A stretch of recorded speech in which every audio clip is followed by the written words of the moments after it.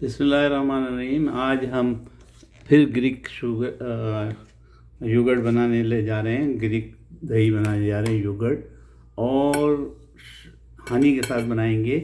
इसकी फरमाइश मेरे दोस्त ने की है। वो कि ये बिल्कुल आसान है। आप जो है दही लें, उसमें कोई ट्रिक एंड टेक्निक नहीं है ख़ास। ये दही अच्छा वाला होना चाहिए। और मैंने नादिक का यहाँ का दही लिया है जो ज़बरदस्त होता है। मैंने दही लिया है और मैं जितना दही बना रहा हूँ यही कंज्यूम हो जाए तो काफ़ी है, इसलिए ज़्यादा नहीं लूँगा, वरना यही नादिक के दही, ये अलमराई का है, नादिक का नहीं अलमराई का है। और नादिक की इस पर क्रीम है, नादिक की ये क्रीम है जिसको मलाई कहते हैं हमारे मुल्कों में। ये नादिक की मलाई है।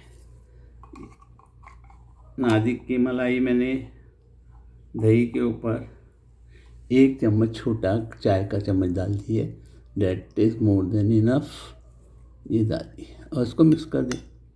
बहुत इजी है। और इसमें जो आप फ्रूट चाहें वो फ्रूट का, मैंने पाइनएप्पल लाया लेकिन अभी तक काटा नहीं है। कल वल काटूंगा तो पाइनएप्पल का बनाऊंगा। आज मैं हनी का बना रहा हूँ। शहद मैंने ये अल शाफ़ी का शहद है, ये शाफ़ी का शहद है। कमाल की बात ये है कि ये मैन्युफैक्चर जो है वो सऊदीया का ही है, यहीं पे बनाते हैं। इनकी बीज वगैरह इन्होंने पाली भी हैं और उसको बनाते हैं। बहुत अच्छा शहद है, नेचुरल फ्लावर है, हनी है, ये ज़बरदस्त है शाफ़ी का। तो मैं शाफ़ी का हनी यूज़ करता हूँ।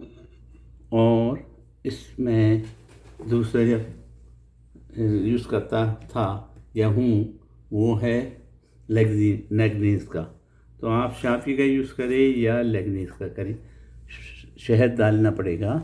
और शहद जो है अच्छी तादाद में आप इसके ऊपर डालेंगे ताकि ये मीठा हो जाए। आपको चम्मच में शहद दिखाता हूँ, ज़बरदस्त है।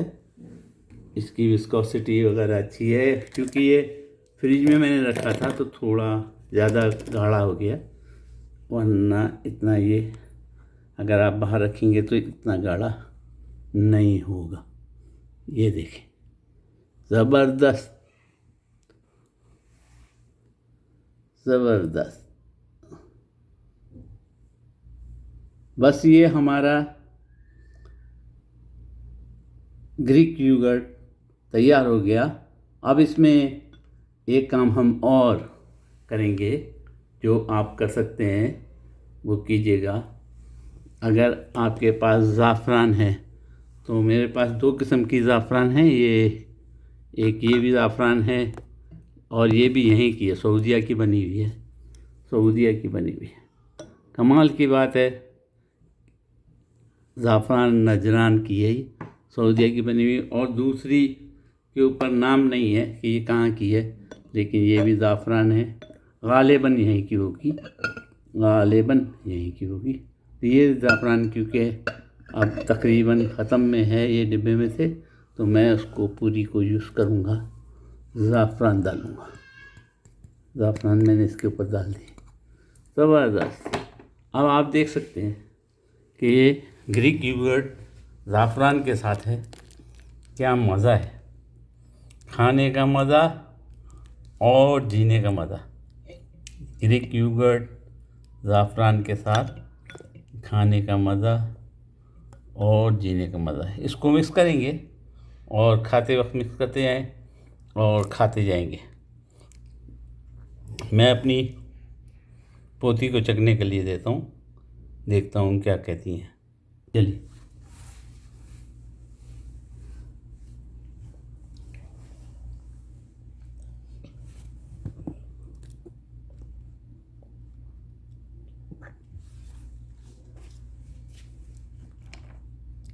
ग्रीक योगर्ट में मैंने जो शहद इस्तेमाल किया, असल में मैंने शाफ़ी बोलता रहा इसको, शफ़ी नहीं, शाफ़ी है असल में मेरे पास दूसरा है हनी, और ये शफ़ा है, अल शफ़ा है। तो इस करेक्शन के लिए मैं दोबारा आपको दिखा रहा हूँ, माज़रत ख़्वाह हूँ कि मैं शाफ़ी बोलता रहा, शफ़ा है।